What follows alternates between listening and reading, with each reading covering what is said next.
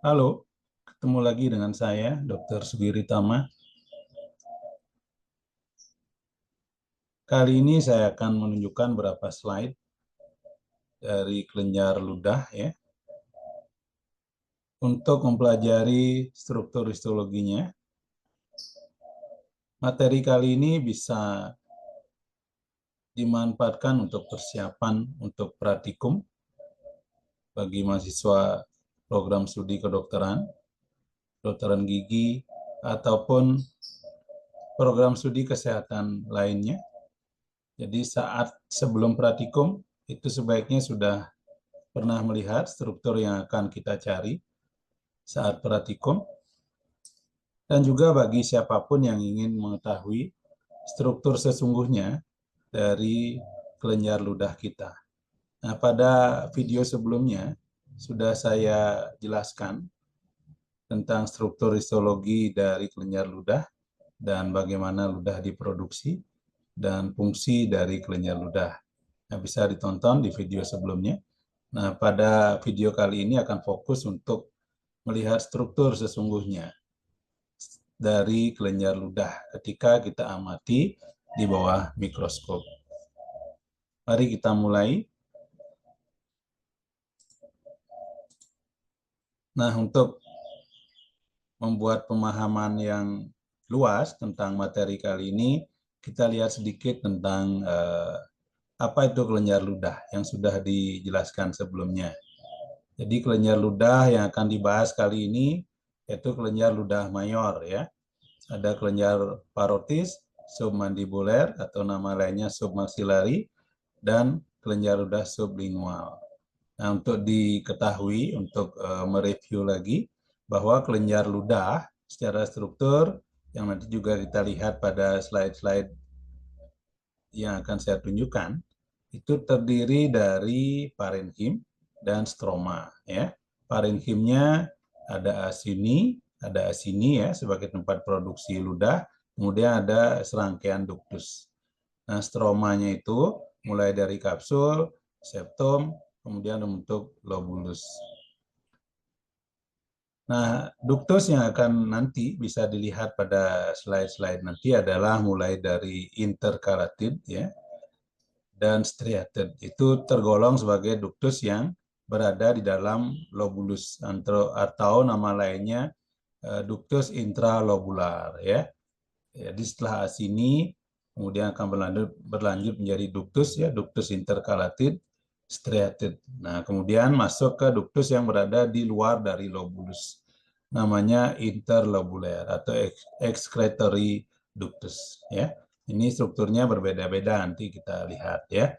Nah, selain kelenjar ludah mayor seperti sudah saya bahas pada video sebelumnya, ada juga kelenjar ludah minor yang tidak akan dibahas kali ini. Mungkin pada kesempatan lainnya ketika kita membahas rongga mulut ya, yaitu mulai dari bibir, kemudian palatum, lidah, pipi, nanti akan disertakan struktur dari kelenjar ludah minor. Kita mulai dari kelenjar parotis. Seperti biasa, saat lihat di mikroskop, kita akan mulai dari pembesaran paling lemah ya.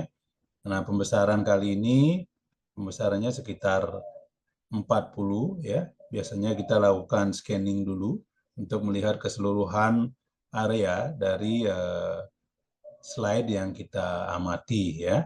Nah, ini penampakan dari kelenjar parotis dengan pembesaran lemah seperti ini. Bisa kita lihat ini ada bagian luar dari kelenjar namanya kapsul ya, yang disusun oleh jaringan ikat padat. Kemudian dia akan membagi bagian dalam dari kelenjar yang kita sebut parenkim.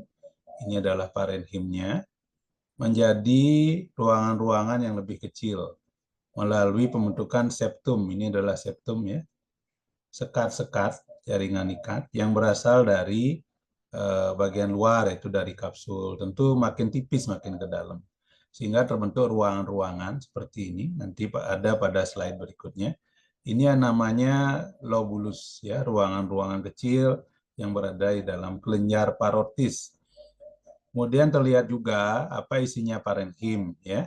Terlihat di sini asini-asini, ya, unit-unit produksi dan juga ada duktus-duktus. Nanti kita lebih jelas lagi pada pembesaran kuat. Tapi dari pembesaran lemah ini kita dapat kesan bahwa asini dari kelenjar parotis itu sifatnya seragam, ya, homogen, karena dia jenisnya adalah serus murni. Nanti kita lihat, ya. Sel-sel asininya ini terlihat tersebar, ya, di dalam parenkim, berwarna agak gelap. Itulah ciri-ciri dari asini serus, ya, lebih gelap dari yang mukus. Sedangkan yang agak terang itu adalah struktur saluran atau duktus-duktus. Mulai dari duktus intercalatid, ya, sampai duktus striated. Nah, yang lebih besar namanya excretorius.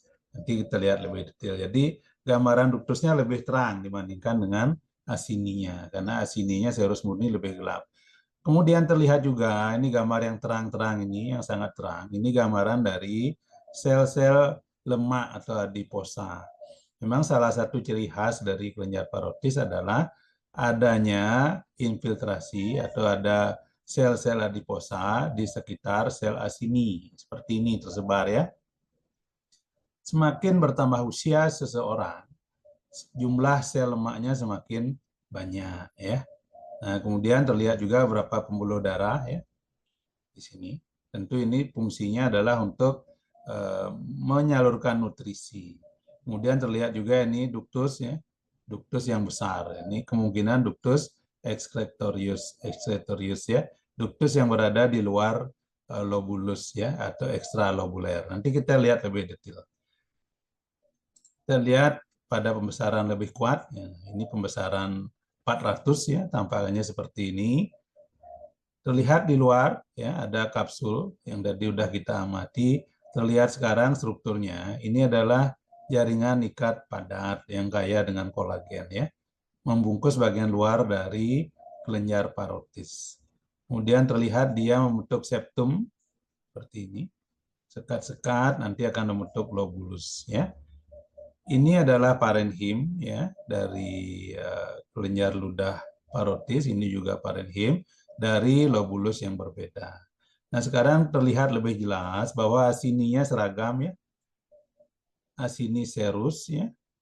Memang bentuk selnya belum jelas. Nanti pada pembesaran 400 akan terlihat lebih jelas, ya, bentuk selnya. Tapi terlihat di sini seragam, berwarna agak gelap. Nah, itulah asini serus di sini juga. Kemudian terlihat duktus-duktus, ya. Nah, ini kelihatannya duktus intercalatid, ya. Nanti kita lihat lebih detail sel apa yang menyusun. Ini juga duktus intercalatid. Ini duktus yang lebih besar, ya.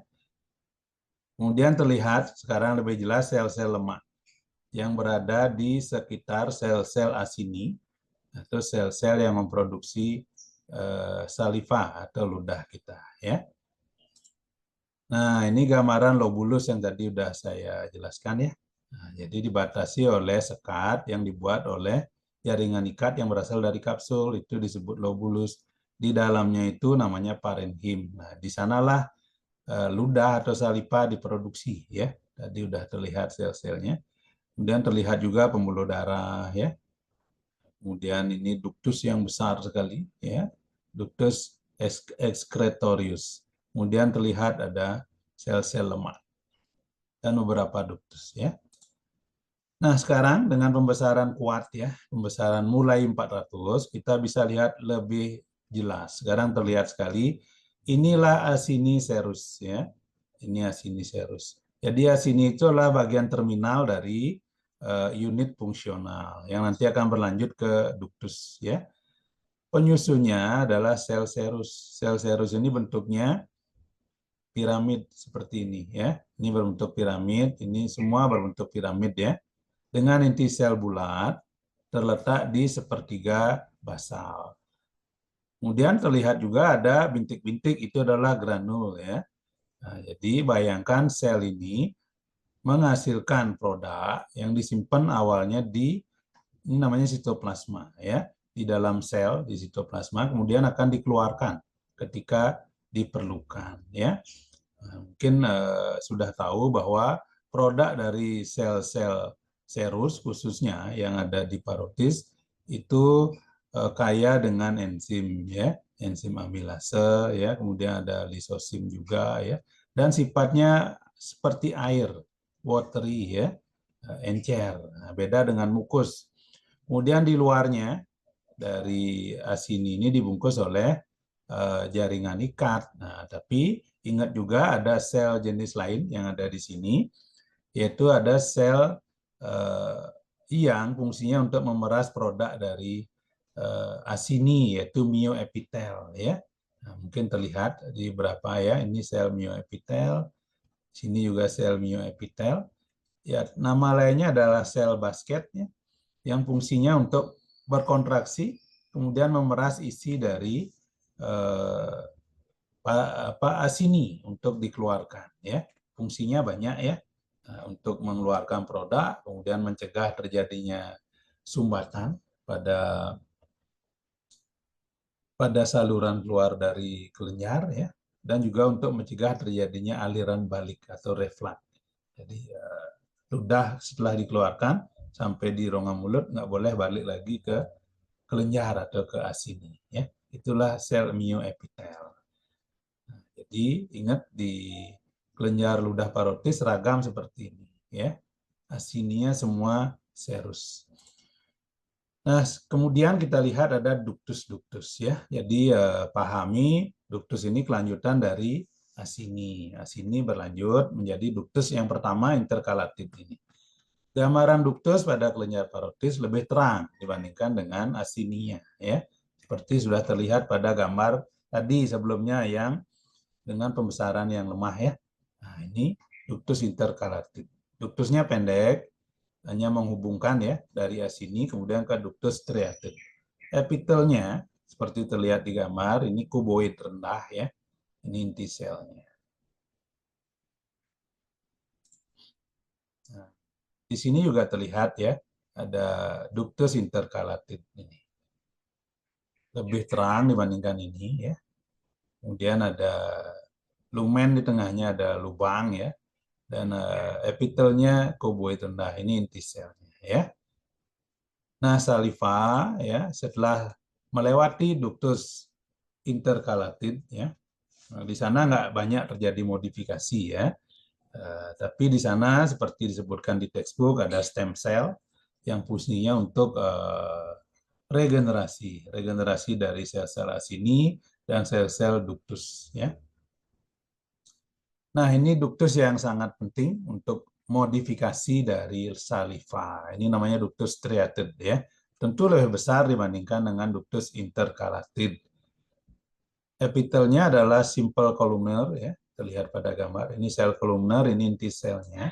Yang menjadi ciri khas dari sel-sel yang menyusun ductus striated adalah adanya garis-garis di bagian dasar dari selnya. Itulah makanya disebut ductus striated atau namanya bergaris-garis, ada striae ini, ya. Nah, apakah ini sebenarnya? Sebenarnya adalah kumpulan dari mitokondria, ya. Kenapa penting ada mitokondria yang banyak di sini? Yang akhirnya memberi gambaran bergaris ini adalah untuk memproduksi ATP. ATP ini gunanya adalah untuk mensuplai energi kepada sistem pompa yang ada di sini, ya. Nah, seperti disebutkan di textbook, di dalam ductus ini, di dindingnya terjadi proses aktif di mana natrium diambil oleh sel-sel ini, klorida diambil, ya, artinya diambil dari saliva yang nyampe di sini, ditarik, kemudian disampaikan ke pembuluh darah yang ada di sini, gitu, diabsorpsi, ya. Natrium, klorida, ya. Kemudian kalium sebaliknya, kalium ditambahkan ke arah sini, ya, ke saliva. HCO3- juga ditambahkan, ya. Fungsinya untuk buffer, ya. Dan dinding dari ductus ini kurang ditembus oleh air atau kurang permeable terhadap air. Sehingga hasilnya menurut textbook saliva, ya, di sini menjadi hipotonik, ya. Jadi sedikit natrium, ya, lebih hipotonis dibandingkan pada awalnya dia diproduksi di asini yang disebut dengan saliva primer ya. Di sini sudah terjadi modifikasi. Nah, itulah ciri khas dari ductus striated ya. Jadi kalau boleh diulang lagi, epitelnya simple kolumner lebih tinggi dibandingkan dengan interkalatid. Ada garis-garis ya yang merupakan gambaran mitokondria, nah, sehingga kita paham ada peristiwa tadi, dan banyak pembuluh darah di sekitarnya. Itu menggambarkan apa yang diserap oleh epitel di sini akan dikirim ke pembuluh darah untuk akhirnya dikembalikan ke sistemik ya. Kemudian terlihat di sini asini-asininya. Tadi udah dijelaskan ya. Nah, ini asini serus. Kemudian dari berbagai lobulus ya, tadi yang saya jelaskan ductus itu di intralobuler di dalam lobus ya, interkalatid dan striated. Kemudian akan ditampung oleh ductus yang lebih besar yang nanti akan menyalurkan ke rongga mulut, namanya ductus interlobuler ya atau excretory ductus ya. Tentu diameternya lebih besar ya, epitelnya lebih tebal ya. Di sini epitelnya mulai berlapis ya. Nah, pada kelenjar parotis epitelnya berlapis semu kolumner seperti ini ya. Di luarnya tentu ada basement ya. Nah, akhirnya saliva kemudian akan disampaikan ke rongga mulut. Ya, demikianlah ya struktur dari kelenjar parotis. Nanti kalau praktikum mudah-mudahan bisa melihat sendiri, kemudian memahami ya. Nah, sebaiknya saat praktikum, saat melihat juga dipahami lagi peristiwa yang terjadi di sana ya. Kemudian kita masuk ke kelenjar yang kedua ya, submandibuler ya. Nah, kalau dilihat komposisi saliva, submandibuler yang paling banyak kontribusinya ya, volumenya maksudnya. Sedangkan parotis memang kelenjar yang paling besar, tapi hanya menyumbang sekitar 30% dari volume ya. Biasanya disekresikan saat terjadi stimulus, misalnya saat kita makan atau mau makan. Sedangkan submandibuler itu terjadi secara terus-menerus ya. Fungsinya lebih ke menjaga kelembaban di mukosa rongga mulut ya. Sekarang kita lihat gambarnya di pembesaran lemah ya. Pembesaran 40 seperti ini. Terlihat ya ada kapsul. Kemudian ini ada ductus yang besar ya. Ini juga ductus yang besar. Kemudian terlihat ada ruangan-ruangan, inilah lobulus ya, yang dibentuk oleh septum-septum yang berasal dari kapsul di sini. Kemudian asininya ya mirip dengan serus yang ada di parotis ya, karena memang di sini walaupun kelenjar campuran tapi masih didominasi oleh serus ya, sedangkan mukusnya lebih sedikit. Kira-kira perbandingannya 60 40 atau 70-30 ya, lebih banyak serusnya. Nah, sehingga kesannya mirip seperti kelenjar parotis ya. Nanti akan terlihat lebih bagus pada pembesaran kuat ya. Nah, pada pembesaran kuat, ini pembesaran 400 ya, terlihat lebih detail sekarang. Ini kapsulnya yang membentuk lapisan terluar dari kelenjar submandibularis, ini septumnya. Kemudian terlihat sekarang asini ya, yang di parenhim ya, terlihat asininya terlihat mulai bervariasi dengan mayoritas serus ya, lebih gelap. Kemudian yang putih-putih ini adalah bagian asini mukus ya. Nanti kita lihat lebih detail strukturnya. Sini juga mukus ya. Terlihat ya distribusinya. Dominan adalah serus dengan sedikit mukus. Kemudian terlihat ductus-ductus ya. Ini ductus interkalatid. Oke. Sekarang kita lihat di oke, ini maksudnya lobulus ya. Jadi menggambarkan lobulus yang dibentuk oleh septum-septum dari kapsul. Kemudian di dalamnya disebut parenhim. Ada asini, kemudian ada ductus-ductus. Nanti kita lihat lebih detail ya. Ini ductus yang besar ya. Ini kelihatannya ductus interkalatid atau intralobuler. Ini ductus extralobuler ya. Pembesaran kuat ya. Nah, sekarang pembesaran yang lebih kuat terlihat ya. Nah, ini adalah asini serus. Jadi mirip dengan di parotis tadi, bentuk selnya piramid. Nah, ini piramid ya. Di luarnya ada basement membrane, kemudian inti selnya bulat, terletak sepertiga bawah ya dari sel-sel yang menyusun asini ini ya. Ini adalah asini serus dari kelenjar submandibuler. Kemudian ini adalah asini mukus. Nah, di sini. Lebih terang ya. Inti selnya ada di bawah pipih ya, seperti ini ya. Ini gambaran asini mukus, terlihat juga sekitarnya ada asini serus. Nah, ini menggambarkan dia adalah kelenjar campuran ya. Nah, jadi produknya juga campuran. Kalau serus tadi kan lebih seperti air ya, yang kaya dengan enzim. Sedangkan pada mukus itu produknya seperti gel ya, agak licin, kaya dengan glikoprotein. Jadi lebih banyak perannya untuk proteksi ya, untuk melapisi mukosa, untuk penelanan ya, supaya bolus atau makanan yang masuk ke rongga mulut itu lebih mudah untuk diolah. Untuk proses pengunyahan juga ya. Jadi pada kelenjar sub mandibuler itu dua-duanya ada ya, karena dia kelenjar campuran. Ini terlihat juga ada ductus ya. Nanti kita lihat ductus apa ini ya.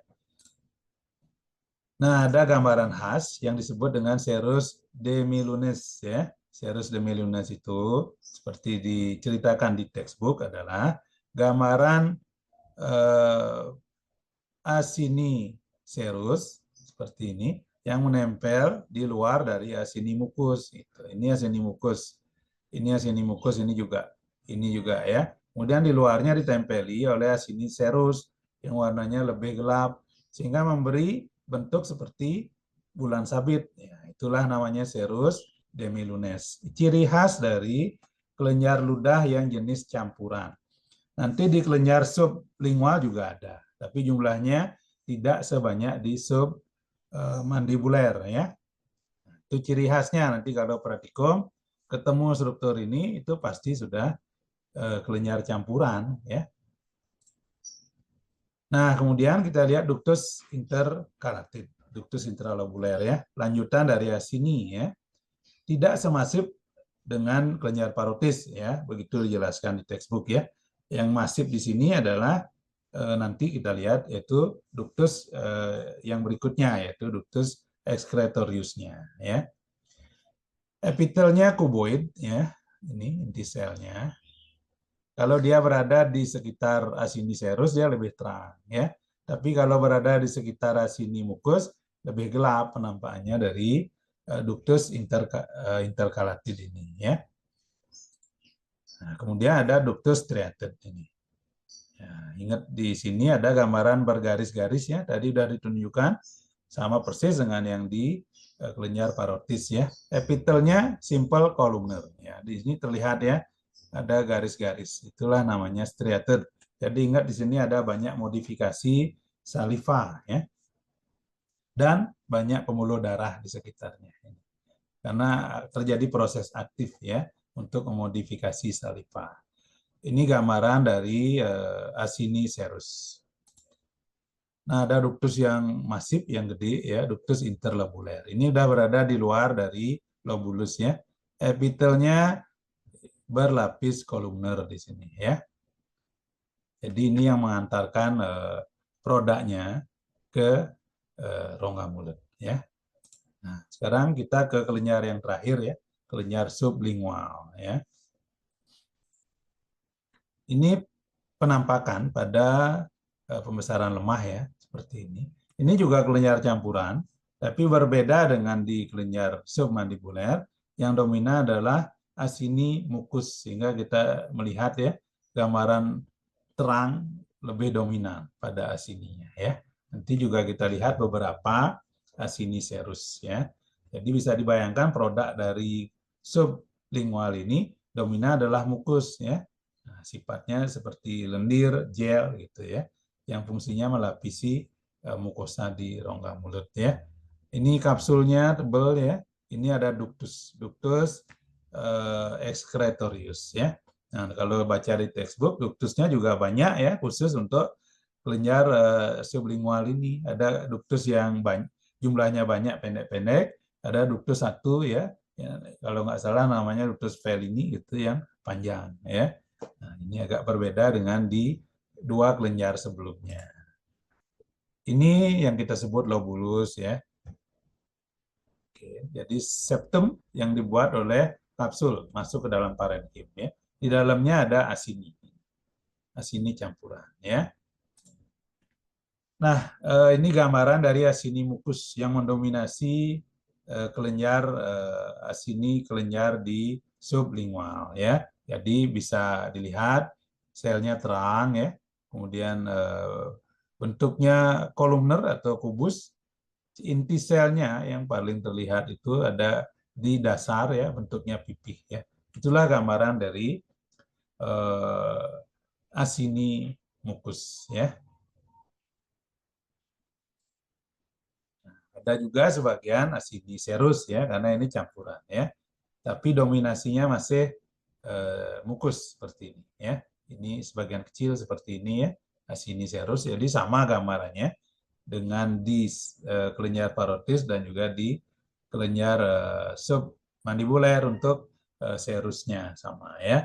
Yaitu selnya berbentuk piramid, inti selnya bulat ya, relatif bulat, terletak di sepertiga bawah ya. Terlihat juga ada duktus ya. Ini duktus kelihatannya duktus interkalatif ya. Nah, tapi terpotongnya agak miring ya, sehingga terlihat seperti berlapis. Ini adalah gambaran septum ya. Nah, kita lihat ductus striated yang ada di sublingual ya. Seperti ini. Ini yang melapisi sel-sel kuboid ya, berlapis kubus ya. Sama ya, ada pembuluh darah ya, ada garis-garis.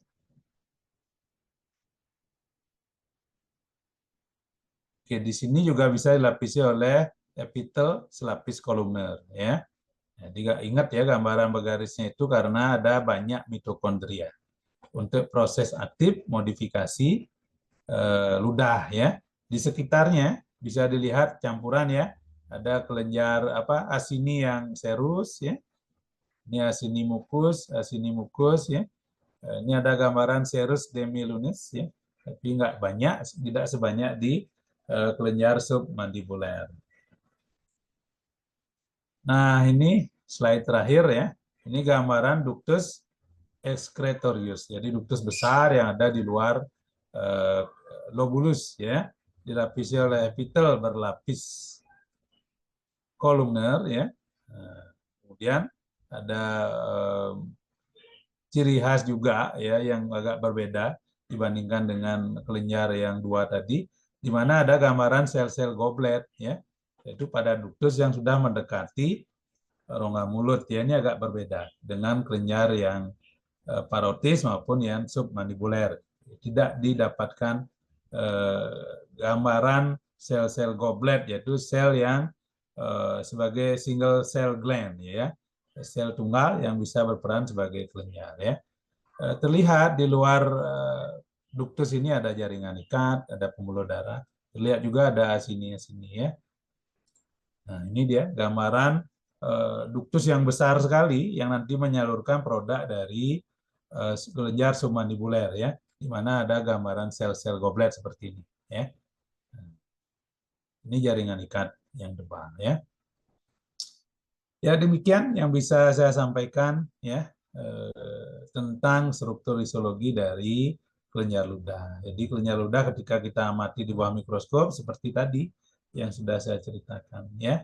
Kita bisa membedakan antara kelenjar ludah parotis, submandibuler, sublingual ya, mulai dari asininya, kemudian kita bisa identifikasi ductus ya, intercalated, ductus striated, ductus excretoriusnya ya.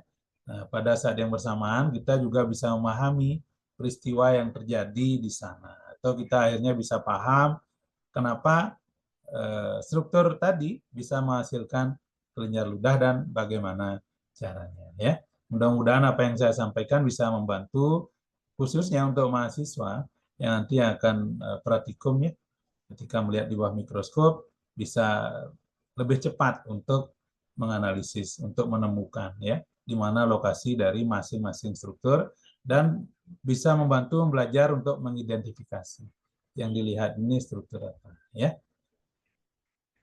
Oke, itu saja yang bisa saya sampaikan. Mudah-mudahan bisa membantu. Sampai bertemu di lain kesempatan.